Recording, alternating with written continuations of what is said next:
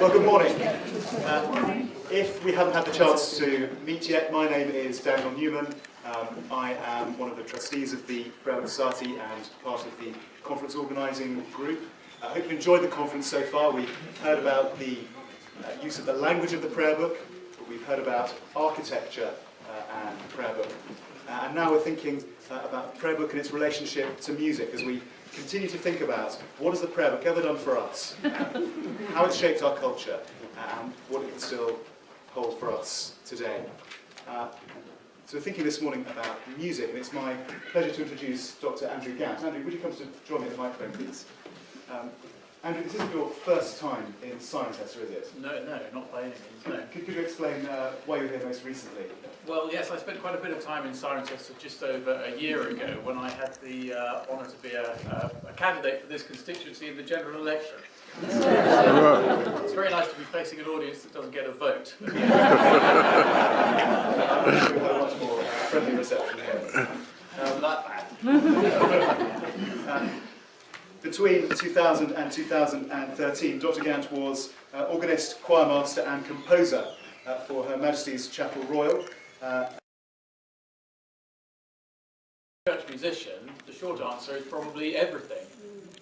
I was looking back through my book about English church music the other day, and I found that I've written the sentence, there are lots of fine composers in this book, but there's little doubt about who is the finest composer for the English church. It's Thomas Cranmer. I stand by that statement. For composers, the Book of Common Prayer has basically given us three categories of texts that have really formed the backbone of English church music repertoire. The canticles, sung on a daily basis and often, of course, very often set to music. The little prayers for the cycle of the church's year, known as the collects. And perhaps above all, the translation of the Book of Psalms. But of course, like the prayer book itself, this was not an event, but a process. The move towards rendering these texts in a language that people could understand and could use and could sing themselves was already several centuries old. For example, this is a translation of some verses from the Psalms written by a Yorkshireman called Richard Roll, as far ago as 1340. Ready my heart, God, ready my heart. I shall sing, and I shall psalm say in my joy. Rise, my joy, rise, my psaltery in the heart. I shall rise in the daying. I shall love the name of my God with song, and I shall sing to thee in nations. Blow in the new moon with trump. Take the psalm and give the tabor, and psaltery delightable with the harp. I shall sing to my God as long as I be. A little later in the 14th century, the Wycliffe Bible, largely written in Oxford, of course, has this version of Psalm 23. The Lord governeth me, and no thing shall fail to me. In the place of pasture there he hath set me. He nurtures me on the water of refreshing. He converted my soul. He led me forth on the paths of rightfulness for his name. For why, though I shall go in the midst of shadow of death, I shall not dread evils, for thou art with me. Thy yard and thy staff, they have comforted me. Thou hast made ready a board in my sight against them that trouble me. Thou hast made fat mine head with oil, and my cup, filling greatly, is full clear. And thy mercy shall sue me in all the days of my life, and that I dwell in the house of the Lord, even to the length of days. The work of Cranmer is clearly part of a continuum of that joy and pleasure in turning these wonderful texts into English that you can enjoy speaking and you can enjoy singing. The process, of course, gathered pace in the lead-up to the Reformation and to the production of the Book of Common Prayer. Henry VIII's minister, Risley, attended a service at St Paul's, Old St Paul's, of course, in 1545, where he heard, and noted in his diary, Paul's choir sang the procession in English by the King's injunction, which shall be sung in every parish church throughout England every Sunday. The momentum, the move towards a new English prayer book was building up. Of course, like many things in the latter years of Henry VIII's reign, it wasn't an entirely straightforward process, and there were contradictions and twists and turns and other factors coming into play. Probably the key document for the musician in the development of these texts is a letter that was written to Henry by Thomas Cranmer in 1544. I'm sure many of you are familiar with it, but it's so important that I'm going to read you the relevant extracts just one more time. Cranmer says this: "I have translated into the English tongue, so well as I could in so short time, certain processions to be used upon festival days, the judgment whereof I refer wholly unto your majesty, and after your highness hath corrected it, very diplomatic, if your grace command some devout and solemn note to be made thereunto, as it is to the procession which your majesty hath already set forth in English, I trust it will much excitate and stir the hearts of all men unto devotion and godliness. But, in my opinion, the song that should be made thereunto would not be full of notes, but, as near as may be, for every syllable a note, so that it may be sung distinctly and devoutly, as be in the matins of evensong venite, the hymns, Te Deum, Benedictus, Magnificat, Nunc Dimittis, and all the psalms and versicles. The Latin note, as I think, is sober and distinct enough, wherefore I have travailed to make the verses in English, and have put the Latin note unto the same. Nevertheless, they that be cunning in singing can make a much more solemn note thereto. I made them only for a proof, to see how English would do in song." And that is the classic statement of what this was all about. And I think it can be summed up in one word: clarity. The idea is to make the words intelligible to the listener and to the performer, and the instruction to the musician is to use the art of music to enhance that. And how does Cranmer do that? Well, first of all, it's interesting to note that he says he actually made the first experiments in writing the music for this new liturgy himself. But how did he do it? Well, he adapted the Latin, what he calls the Latin note.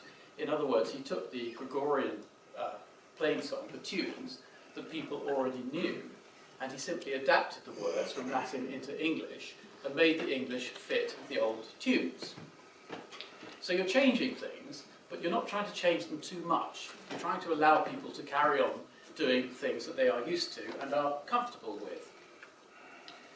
And that is very much in the spirit of the ideal for the musician that this prayer book and its antecedents were after. There were also some settings by professional composers, if you like, trained, proper composers, of English texts before the Book of Common Prayer. Christopher Tye, who was organist of Ely Cathedral, set the Nunc Dimittis.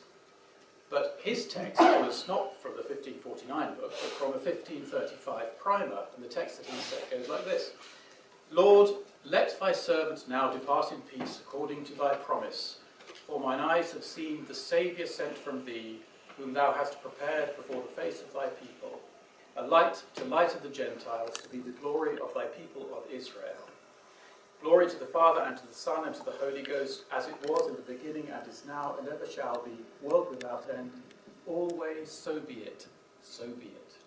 Even the word Amen has to be translated into English.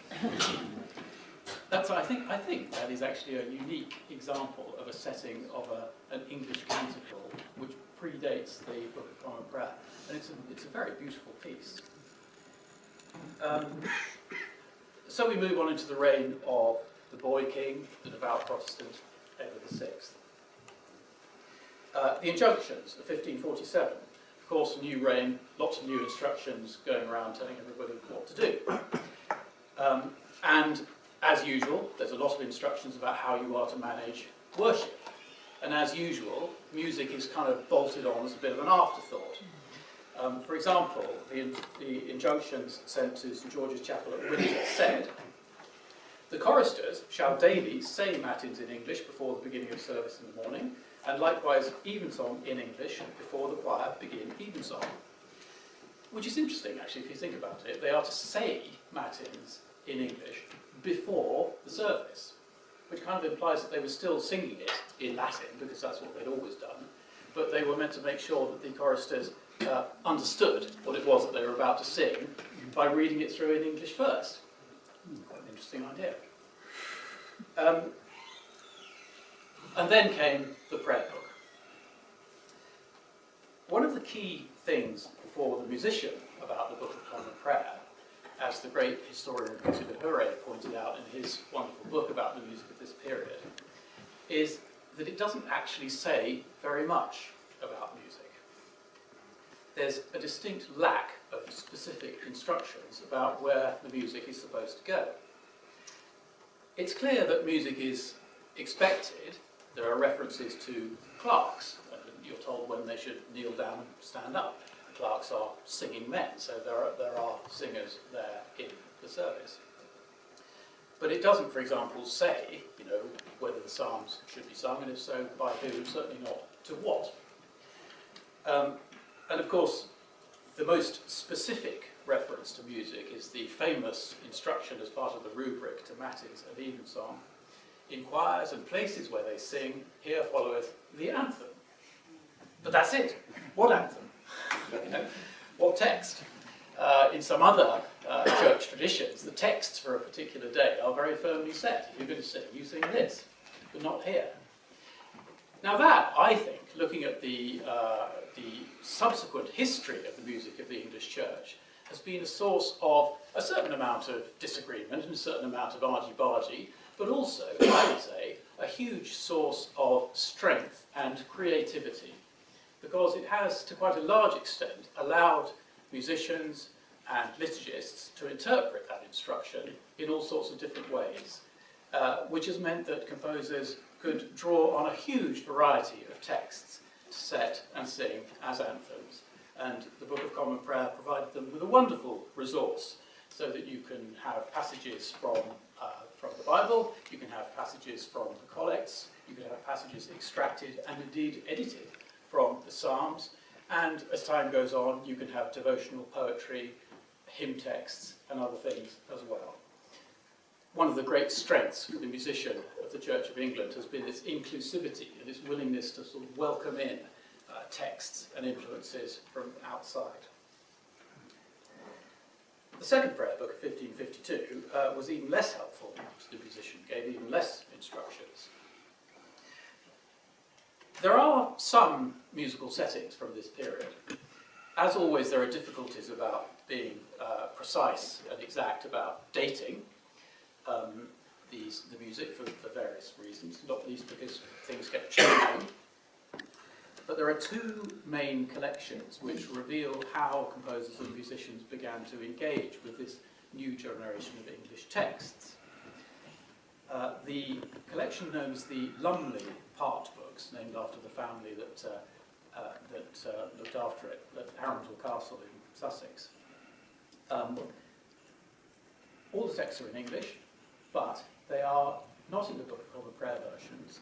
They are in metrical versions, and this is a really key distinction which will become important as the history unfolds.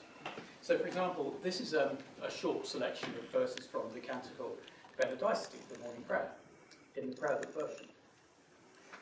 O ye showers of dew, bless ye the Lord, praise him and magnify him forever. O ye winds of God, bless ye the Lord. O ye fire and heat, O ye winter and summer, O ye dews and frosts, bless ye the Lord. Praise him and magnify him forever. Familiar text. This is the version of the same text that is in the Lumley collection. Ye rains, ye dews, ye boisterous winds, O winter and summer, O fire and heat, moistures, frosts and cold in your kinds, ye nights, ye days, and ye snows great, lightnings and clouds, darkness and light, O praise the Lord both day and night. So you can hear the makers of this new repertoire really relishing the opportunity to use the vigour and the rhythm of their language to express something in their own tongue. And the music matches it. It has a real sort of swagger and a verve that goes with it.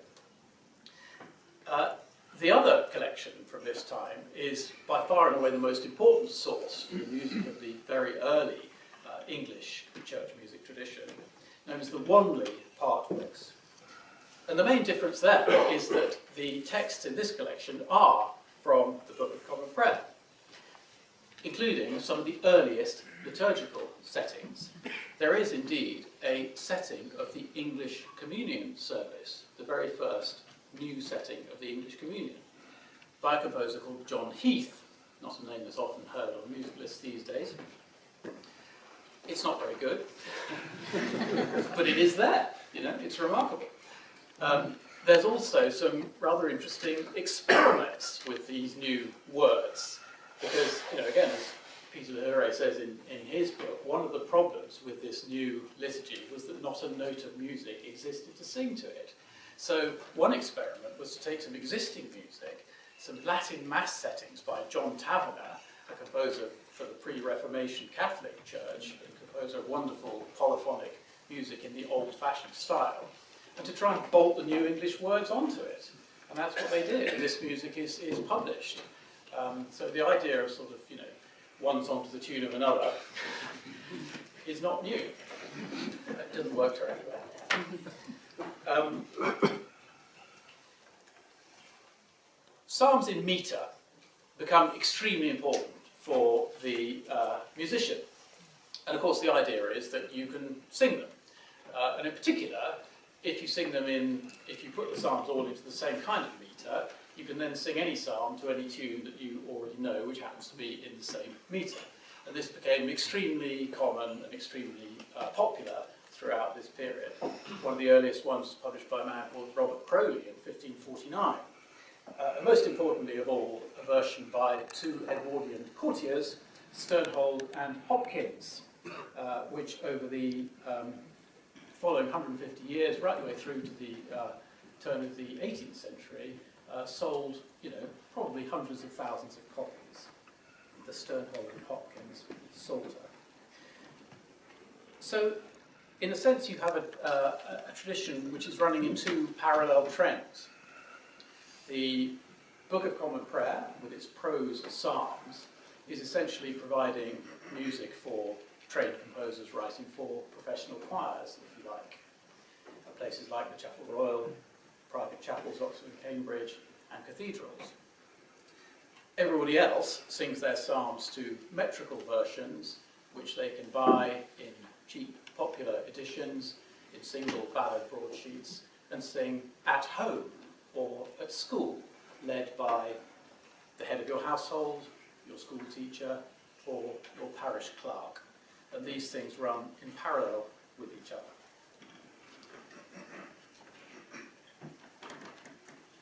The most important document for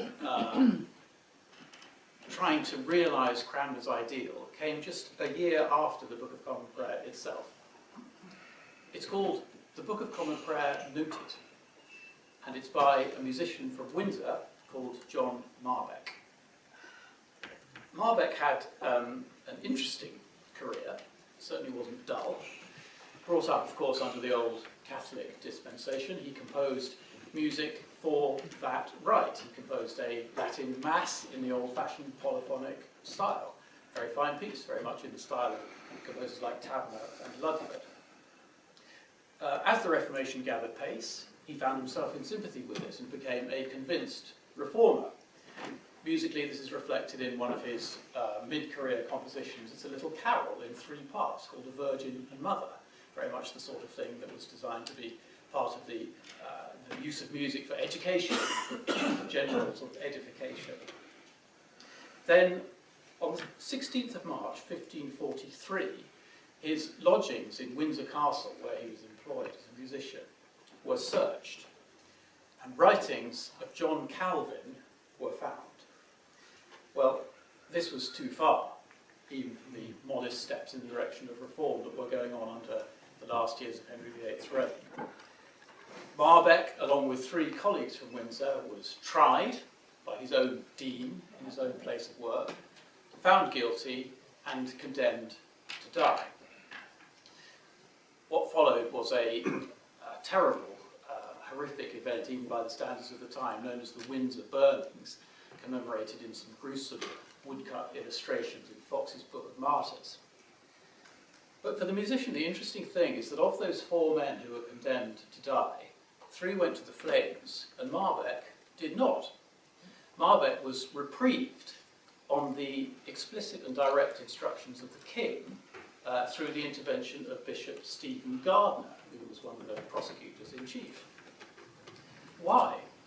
It's really difficult to know, except that, perhaps, musicians were valued for their music, and there are other instances where you can draw this inference during this period. Anyway, Marbeck survived and went on to pursue a very successful career as a musician, and wrote some fairly polemical books criticising the Pope and papists, which left little doubt where his sympathies lay. But as far as music is concerned, his key achievement and his key contribution was this book, the Book of Common Prayer Noted. And he realised, to a very successful extent, Cranmer's ideal. He took the liturgies of the Book of Common Prayer, the canticles, the psalms, the creed, the Lord's Prayer, and he fitted them either as closely as he could to the existing Latin plainsong tones which people already knew, or to tunes which sounded as much like them as he could make them. So you change things, but you don't change them too much. You make people do things in a new way, but you don't do it so that they can't get hold of it or they won't like doing it. He succeeded brilliantly. It was a task which was exactly matched to his inclination and to his musical experience. And I think the surest test of the success is the fact that all of us here still sing the music of John Marbeck. He took Dominus vobiscum and turned it into The Lord be with you. And then when the text changed again from and with thy spirit to and also with you, the music goes with it. So that same process that Cranmer started and Marbeck effected still carries on. And I think it's a remarkable testament to his achievement and to the flexibility and inclusivity of the tradition. As far as, if you like, posh composers are concerned, there were some who wrote music for this early liturgy, men like Richard Farrant, Robert Parsons, Thomas Corston, not necessarily the most famous names in English musical history. Their music has a sort of experimental feel. They're feeling their way. Some of the early music of William Byrd during his period as organist of Lincoln Cathedral may include some of his early English settings of the canticles. Nothing like the grandeur and the spaciousness of the later ones that he wrote probably for the Chapel Royal in London. But there is one musician who really stands out at this period for doing something amazingly distinctive with these new English canticle texts, and that's John Shepherd, who was a gentleman of the Chapel Royal and also the organist, or informator, or college starling, as they still call it, at Magdalen College in Oxford. Shepherd wrote a number of settings of the evening canticles, and they are just simply amazing. His second service is a huge piece. It divides the choir into multiple parts. It's very long, it's very difficult, and it's a simply wonderful piece of music. And when you consider that this is, right at the very beginning of this tradition of setting these English pieces and compare it with what was being done around him, his achievement really stands out. He's a composer who's really only sort of come back into public light just in the last few decades, thanks to the patient work of a few scholars. But he really is an absolutely great name and a key figure in the musical legacy of these texts from the Book of Common Prayer. Wonderful music. And so these texts make their way into the new world of the Elizabethan and the Jacobean age. Elizabeth's first injunctions of 1559 clearly show her engaging with music for the people that she describes as such a delight in music. I always think that when she used that phrase, it's pretty clear who she had in mind, herself.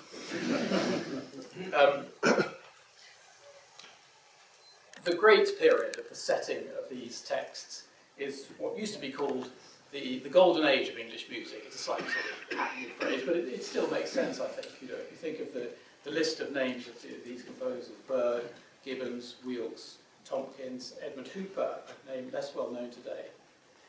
And these texts matched the development of style the short service style, or the full style, for the choir all singing together, sometimes with instruments. The great service, very long, very elaborate, for special occasions in the Chapel Royal, probably. And perhaps most of all, what's known as the verse style, where passages for choir alternate with passages for solo voice. So here, perhaps for the very first time, you can begin to hear composers really engaging with the sound and the stress and the shape of English words. In my view, one of the first and one of the greatest composers to really do this was Orlando Gibbons. If you listen to his verse anthems, the way that he uses the English language and matches it to the solo voice is, I think, unparalleled in English church music. You know, Henry Purcell maybe comes close, but a wonderful interpreter of these words from the Book of Common Prayer. Little pieces like Almighty and Everlasting God, or Lord in Thy Wrath, a psalm text, or verse anthems like O God, the King of Glory. Gibbons also did something which English composers have occasionally allowed themselves to do, which is fiddling around a bit with a text. When he was awarded a degree in Oxford, part of the trial, if you like, was to compose a flashy piece of polyphonic music. Gibbons wrote a setting of a prayer book psalm, "Oh, clap your hands together." The last verse of that psalm, as printed in the prayer book, goes like this: "The princes of the people are joined unto the people of the God of Abraham, for God, which is highly exalted, doth defend the earth, as it were, with a shield." Well, Gibbons didn't settle that. He left out the first half of that verse. He just simply left it out. It's not there. He didn't set the bit about the princes of the people and the princes of the God of Abraham. Why? Did he perhaps think that those words are just too wordy, too fiddly? Or did he just forget? Who knows?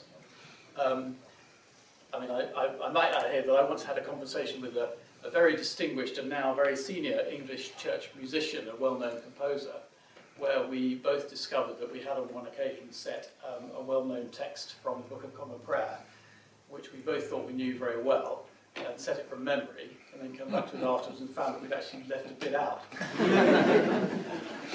I won't tell you what that was. It was the organist of York Minster. So then the trick is how to get it back in again. Anyway, so you get this parallel tradition going on. You've got wonderful music by professional composers for professional choirs, and you've got metrical psalms for congregations and for singing at home. Sometimes you get both things printed in the same book. There are all sorts of different versions of the psalms.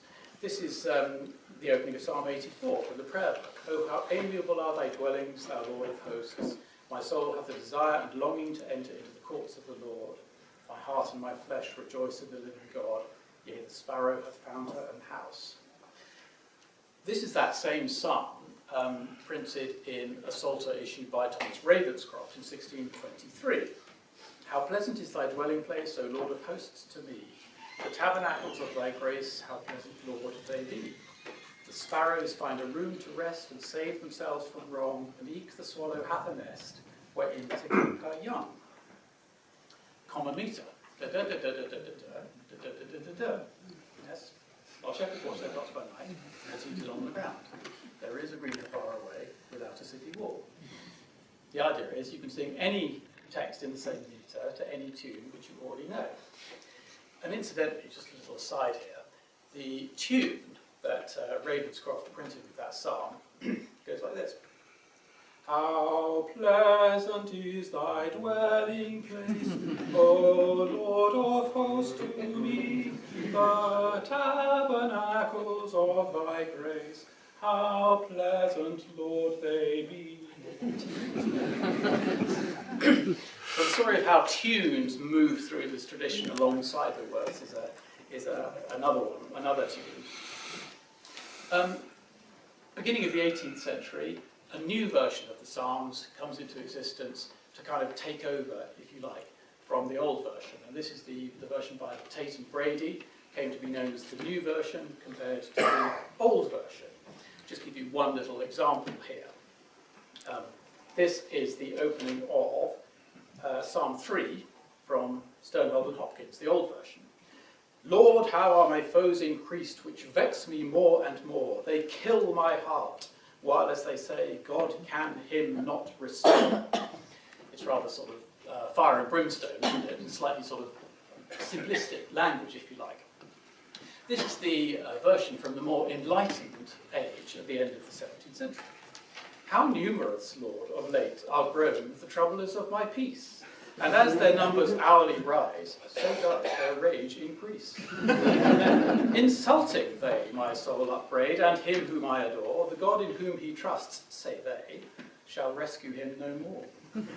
It's all rather more polite, isn't it? So the Psalms, went out into all lands. There are different versions in Scotland. There are different versions which went across the Atlantic to America.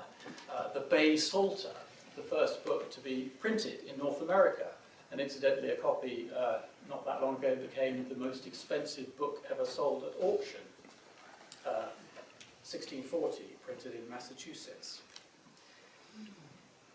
1645, everything changed. The Book of Common Prayer was abolished by law. For the musician, it looked as if that was it. The tradition was gone, and of course, that it was going to come back. William Child, who served for almost the whole of his long life, he lived to be 90 years old, as organist of St George's Chapel, Windsor Castle, composed a beautiful, fine, old-fashioned lament to the psalm text, O Lord God, the heathen are come into thine inheritance. And he marked it on the part books, it says, for the abolition of the Book of Common Prayer, 1645. A very beautiful piece. Of course, Child lived to see the tradition restored, 1660. We have a wonderful first-hand account of that in the diary of Samuel Pepys, a very keen musician and regular attender at choral service. 22nd of November, 1663.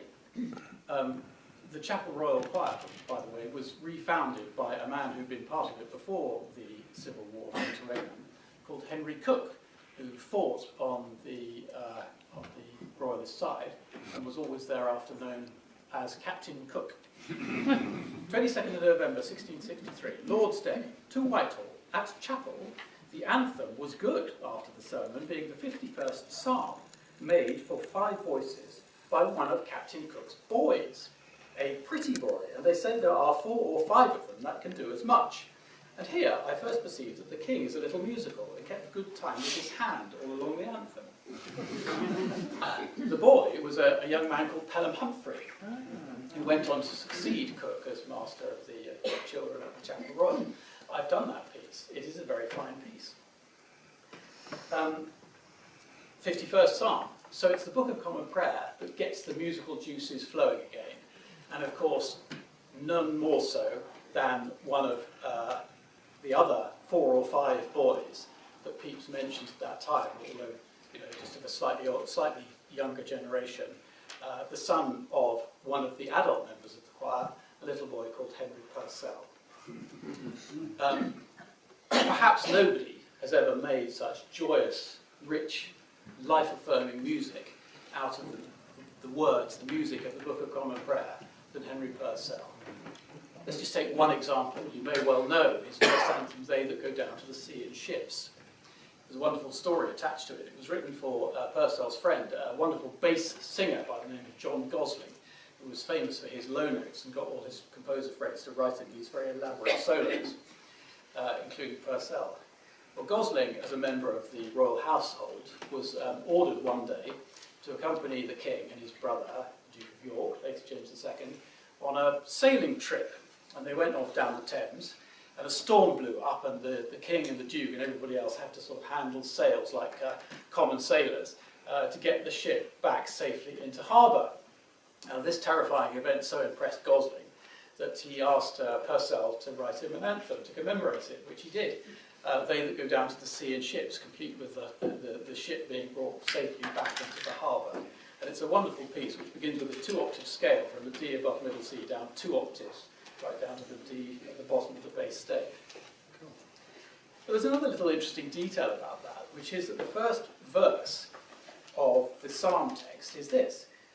They that go down to the sea in ships and occupy their business in great waters, these men see the works of the Lord.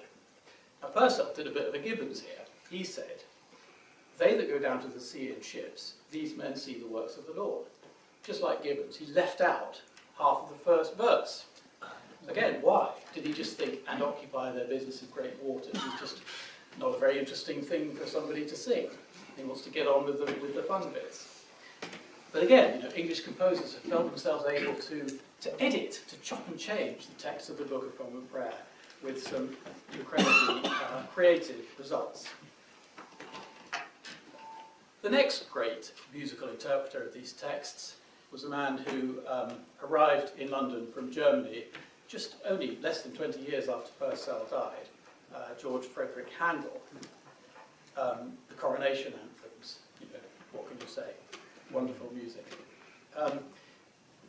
There's an interesting example of how composers anthologize and edit texts in one of Handel's no fewer than 5 settings of the text, As Pants the Heart for Cooling Streams, obviously based on a psalm text. Because in this particular anthem, he doesn't choose between the metrical Tate and Brady version and the Book of Common Prayer version. He actually uses both.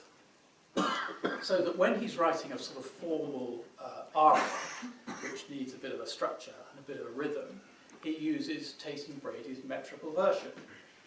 But not all of it, he chooses the bits he wants. As pants the heart for cooling streams, so longs my soul for thee, O God. Then when he gets into a recitative, which doesn't require any kind of meter, he uses the rather earthier version from the Book of Common Prayer. Now when I think thereupon, I pour out my heart by myself, for I went with the multitude into the house of God in the voice of praise and thanksgiving, among such as keep holy day. So he's done both. He's alternating between one and the other. It's a rather interesting example. And of course, the anthologizer-in-chief among English musical librettists was Handel's friend and collaborator Charles Jennens, who provided the libretto for Messiah. Many psalm texts, of course, in Messiah, although interestingly Jennens preferred to use the Bible versions rather than the BCP versions. He also was not afraid to change bits of the text to make them fit together. For example, the aria He was despised has a middle section, He gave his back to the smiters. Well, in the original version, those are not both in the third person. So in order to make it coherent, he felt himself perfectly able and perfectly permitted to change the text for musical purposes. Meanwhile, if you like, the sort of more vernacular tradition of psalm chanting carried on in a rather sort of rough and ramshackle way.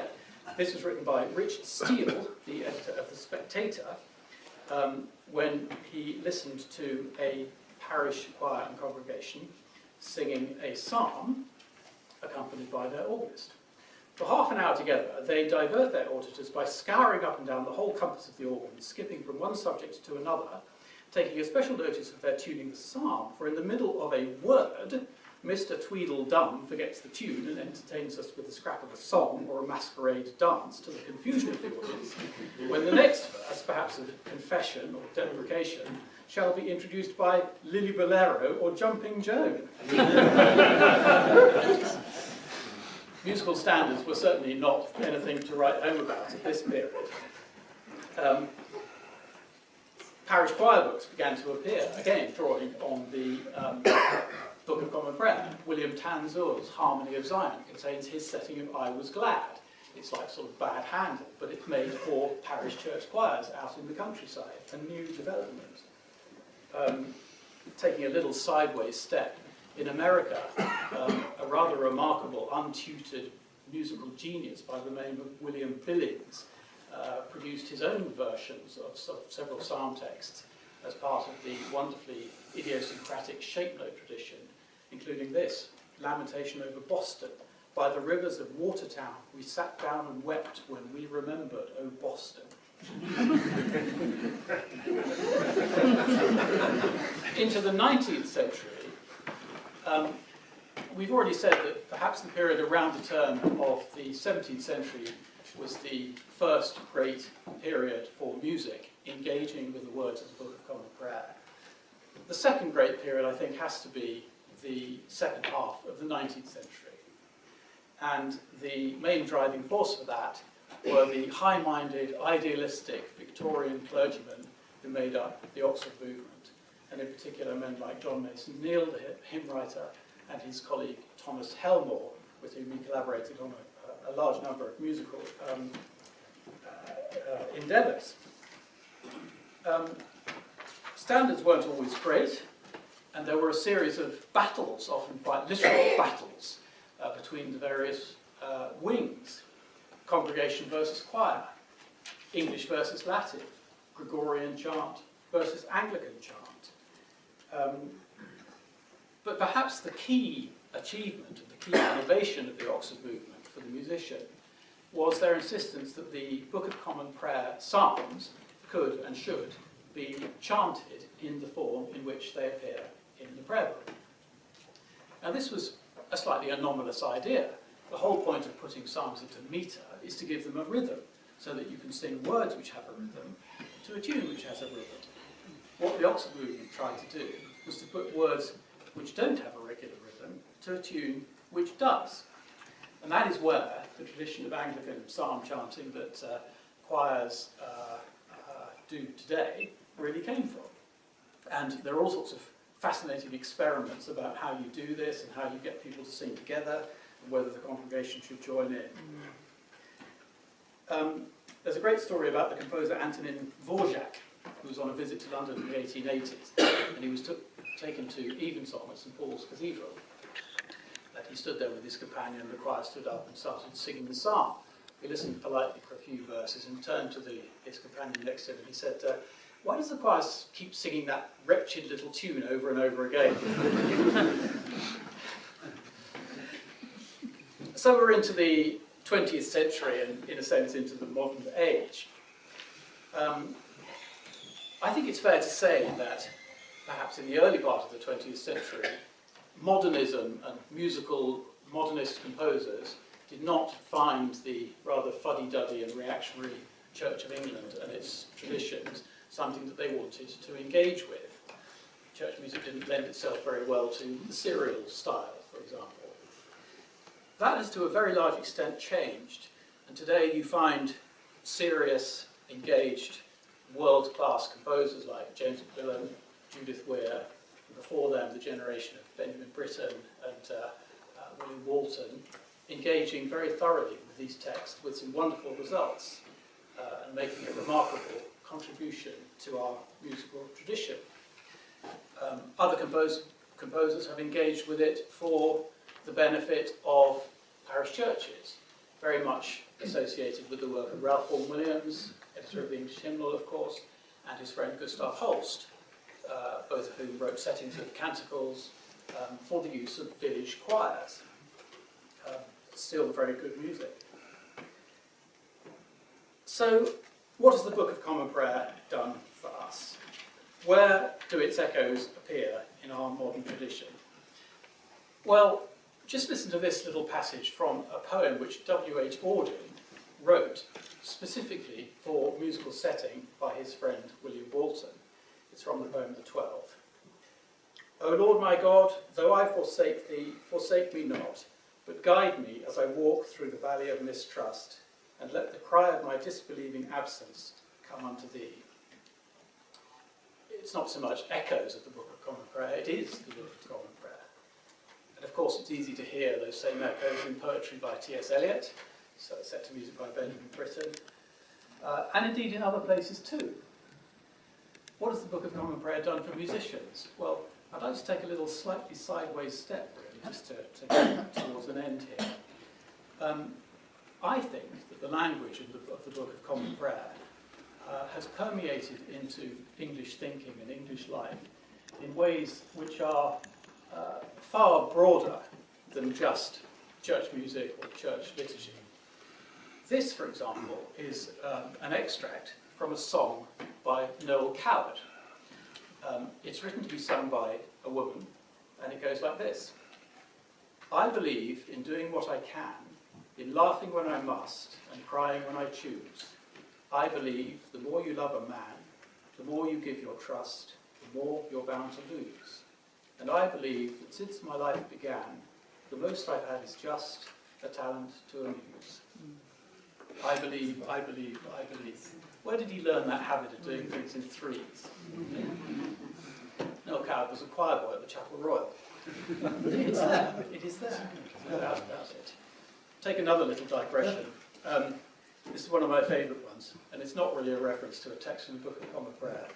It's from a song by Cole Porter called Don't Look at Me That Way, where the singer says this, I'm very mild, I'm very meek. My will is strong, but my won't is weak. So, what is the long-term legacy of the Book of Common Prayer?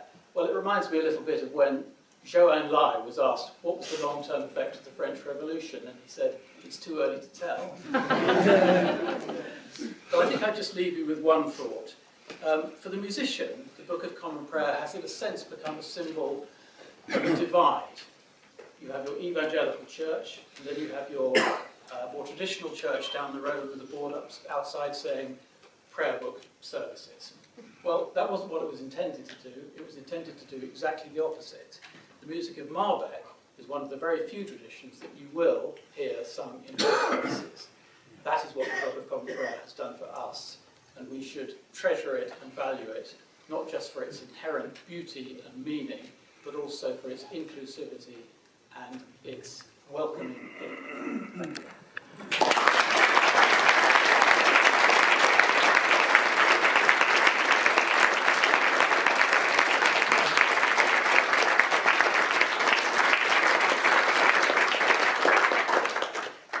Thank you very much, Dr. Gant, for that sweeping account of how the prayer book has shaped music, not just in this country, but around the world. And I think it's picked up on a theme that we've been hearing throughout this conference, that when you want to seek reform, you preserve continuity with the past. You don't change too much, but you do adjust some things. We've seen that with architecture, we've seen that with language. If I might ask the first question, you ended by saying that the prayer book has become a symbol of divide, particularly between evangelicals and others, and that it wasn't intended to be that way. And I wonder if you could offer some thoughts about how that divide might be crossed again today. Musicians haven't always been very good at solving that problem, have they? I don't know, it's so sad when, music gets caught in the crossfire of these divisions. It does still happen, and I wish it didn't. I don't know the answer to your question, except that, tolerance and acceptance and liberalism still has a place. So, give up the floor to questions. If I could just say, not everyone has a strong voice, so be courteous towards those if you can't hear their voice. And I will repeat the question so that we can all hear. Who's got the first question in the front row? Hi. I was interested, I think you said that the Anglican chant tradition that we enjoy now emerged kind of in the 19th century. Did I understand that correctly? I just want to know if you could explain sort of what would psalms have sounded like, the more metered psalms in the 17th, 16th century. Because I guess up until 5 minutes ago, I always thought that tradition had come from Morton. So. Yeah. Did everyone hear that question? Yes. I have to say that until I wrote my book, I kind of assumed that as well. It was very interesting, actually. I think the short answer is that they would have sounded like what we now think of as hymns, sung in a regular meter, and in a regular repeating tune, full bar harmony. Yeah. There was a hand up at the back. Yes, I sometimes derive minutes of pleasure from singing House of the Rising Sun to the tune of Talis Cannon. I wonder whether you think there's any mileage in going, do things the odd way round. Might it be possible, or even might it be desirable, to set any of the texts of the Book of Common Prayer to modern music, or is the content of the words of the Book of Common Prayer bound up with a certain tradition of form? Absolutely not, and I absolutely agree with you that we should regard this wonderful legacy as available to all kinds of music. Absolutely, that is really key. Actually, the psalm chants of Sternhold and Hopkins were popular music. They were folk songs, Greensleeves and I Infest a Book and all this kind of thing. So, perhaps this is partly an answer to Daniel's question. Yeah, we absolutely must not regard this as something exclusive that only sort of posh trade musicians can sing this sort of frilly music. No, I mean, there's a wonderful song, slightly off the track, by Paul Simon called An American Tune. Just a guy with a guitar, but the tune is the Passion Chorale from, as used by Bach. So, yeah, we must absolutely regard those words as available to everybody and to every musical style. Yes. Question in the front row here. Okay, so we stagger through psalms and stuff with the village. There isn't even a choir, it's just a congregation trying to sing the psalms, sometimes without pointing, which drives me mad. I am a professional singer, so it's almost unbearable. And my vicar asked me to ask you, when I told him that the subject of this talk, is there a way around this? Can we, what you told me about metrical settings, it sounds marvellous. Could we, without upsetting too many people, put the metrical version of the psalm in for the congregation, who would all breathe a sigh of relief and be able to sing it? Because it's going to be like a hymn, isn't it? It's going to be like a hymn tune. Yeah, I mean, we do sing metrical versions of psalms, but we sing them as hymns. Yes. Yes, obviously, yeah. When you sing "The Lord's my shepherd, I'll have one." But if there was a metrical version of the psalm set for the day, yes. I mean, would there be too much horror? I think the answer is yes. I think you could do Good, that. he'd be really happy. Thank you. Yes, I don't want to get into trouble. All right, no, I won't. For your proposition. Gentleman in the second row. Okay. Could I ask you about the status in law of the metrical versions? Because, of course, in the 16th century, they're very, you couldn't produce your own version of the Bible, but here are bits of the Bible in metrical form, and I don't know what sort of permission they had. That's a very good question, and the short answer is that they were not designed and not allowed to be sung as part of the liturgy. That's absolutely right. Yes, it wasn't permitted. So, in fact, the injunctions that Elizabeth I introduced on her coronation referred to what was called an hymn being sung before and after the service, which is a very typically Elizabethan bit of neat footwork, because it means that you can sing your congregational hymn before the liturgy is started, which is okay, and then you can sing another one after it's finished, which is also okay. But you're quite right, that wasn't legal, and actually, during the whole of the 18th century as well, you could only sing in the liturgy what was in the prayer book or what was in the Bible, and nothing else. So no, the metrical psalms were not included. And of course, it was the tradition of hymn singing and the Methodists and all of that finally sort of broke that down. But yeah, they're different. They're different. Those are not liturgical music. That's a key distinction. Question in the front row here. I was brought up on Arthur Wills, Stanley Vann, Francis Jackson, Sumption, Brewer, and so on. And not all, but a great amount of music written for the Book of Common Prayer has come from that school of college cathedral. It's very expensive. Llandaff have just dumped theirs. What will happen with Wakefield, Bradford and Leeds, who knows? Bradford's future is very safe. Well, I'm very pleased to hear it. Is there a lot of the choirs now are down to 12 boys, or is their future rosy? It's a difficult question, isn't it? You're quite right, it is expensive. I mean, there are certainly challenges, and at a parish level too. The parish in Oxford, where my son sings in the choir, is having a big appeal to get its music going, as churches often do. I think I just make two comments. First of all, I think cathedral music generally, at the sort of high end, is in pretty good nick at the moment. Cathedral choirs are generally very good and well run, professionally resourced, backed up by lots of professional support from places like the RSPN. You know, the people who run them are generally well trained and well supported.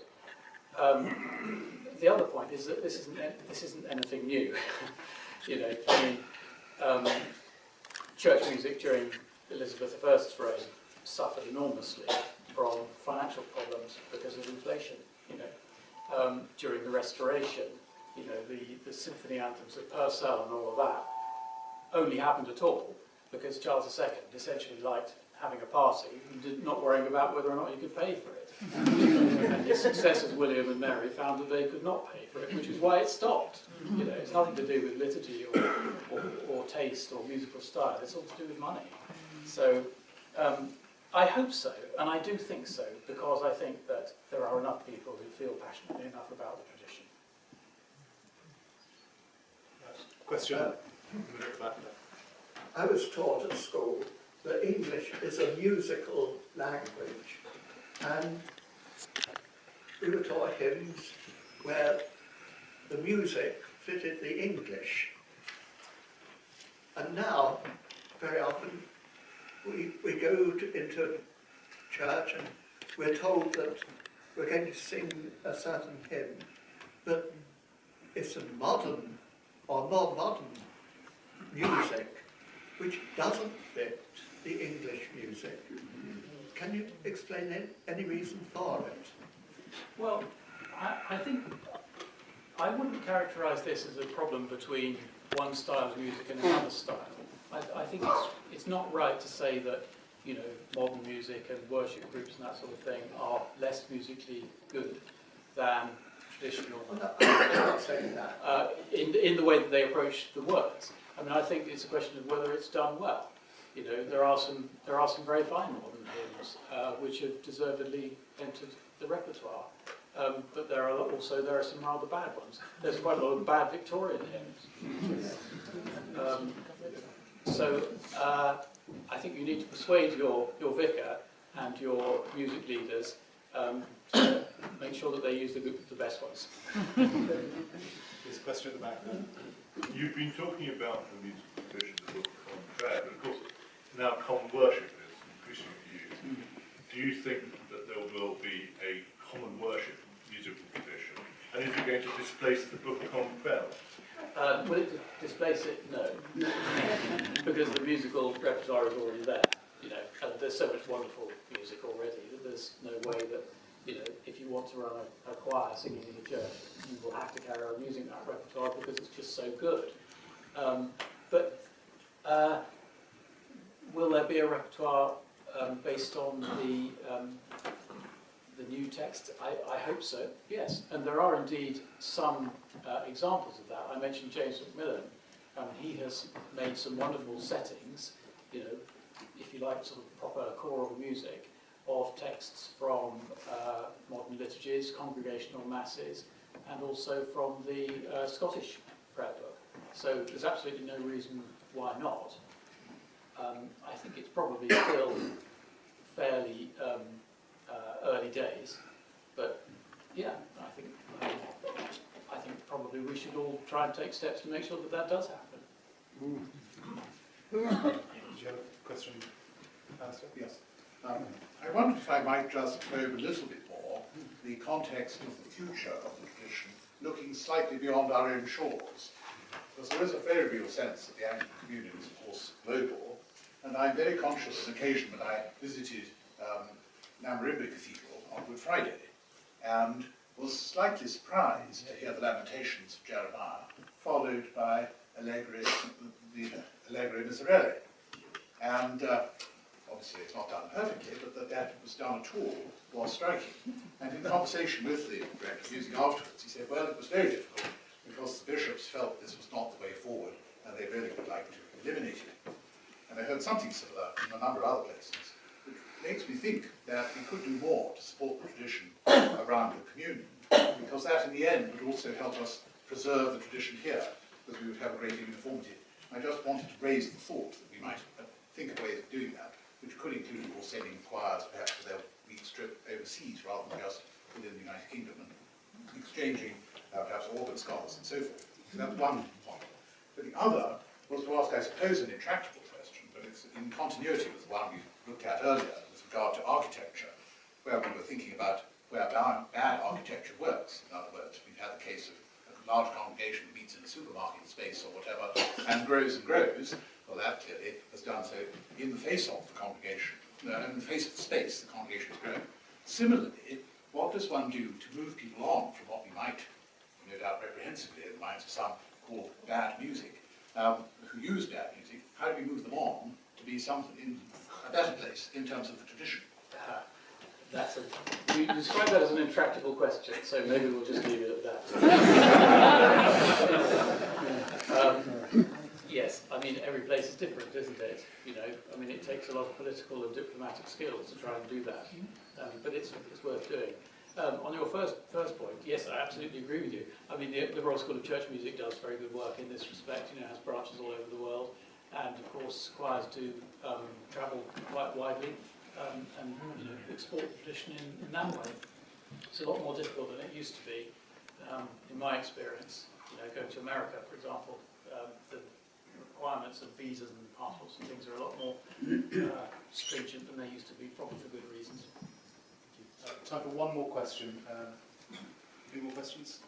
Yes, sir. Possibly a silly question, because I can go home and look it up. In the run-up to common worship, we were given a new calendar. And listening to some of the names that you mentioned, the question first came into my mind when I realised that Marbeck avoided musicians from being so hugely influential over the centuries have been included in that new calendar. Does that question mean how many musicians are saved? Not many, in my experience. I don't know the answer to that, no. No, we can look it up. I don't think that, I can't think of any. No. Marbeck, I don't think so, no. I mean, it is just sort of not, I'm going to not answer your question, but, you know, Marbeck, Escape the Flames, it is actually quite interesting that musicians, generally speaking, got away with it. You know, even people like William Hunnis, who was involved in a conspiracy to murder Mary I, survived. You know, William Byrd, who sailed pretty close to the wind at times. I think they played the game quite well. Thank you very much for answering our questions, and I think let's give Dr. Gant a round of applause.